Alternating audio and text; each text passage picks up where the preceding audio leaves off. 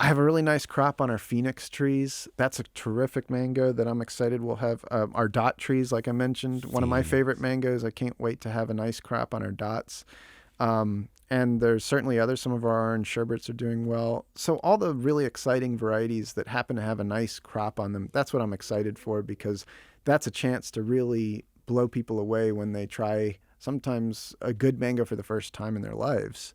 We always get those people every year, including, people that just moved here or whatever. And we get the people that are very well accustomed to mangoes already. But dude, so talk about that. People don't know how good these mangoes are. they don't. What?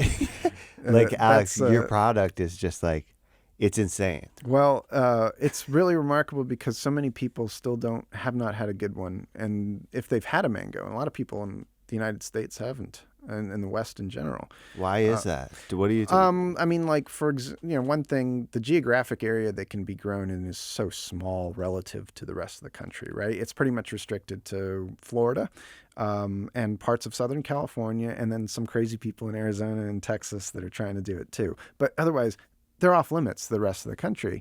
You can't grow them in Tennessee or Ohio or whatever.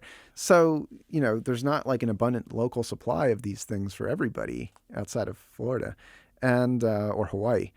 So, like, that's one thing. It's exposure, right? And so you go to the store and there's like 12 different kinds of apples or whatever, and a bunch of different kinds of peaches and plums and what have you. Right. And there's one kind of mango, two if you're lucky, right? So and what is that mango? Usually it's Tommy Atkins or a Kent, and then the yellow ones will be the Ataulfos if they have them. So it's not a long list of commercial varieties that are available. Too much fiber. All kinds of issues. They get picked too early, way too early. Imported from. Yeah, that's a discussion all in of itself. Yeah, we don't even need to discuss that. Yeah, but I mean, like, the bottom line is, if that's their exposure to a mango, it's not a positive one a lot of the times. So a lot of Americans think that mangoes just aren't very good and not even worth their time.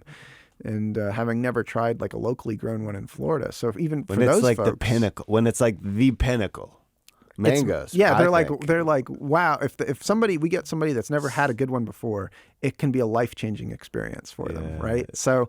But it's like Willy Wonka, I think about it. It is, yeah. Right? Yeah, I've thought about that too, actually. So, like, there's so many people in the United States. Fortunately, we have lots of ethnicities that are so familiar with mangoes because they grew up with them in the tropics, right? Yes. Tons of people from India, Pakistan, the Caribbean islands, East Asia.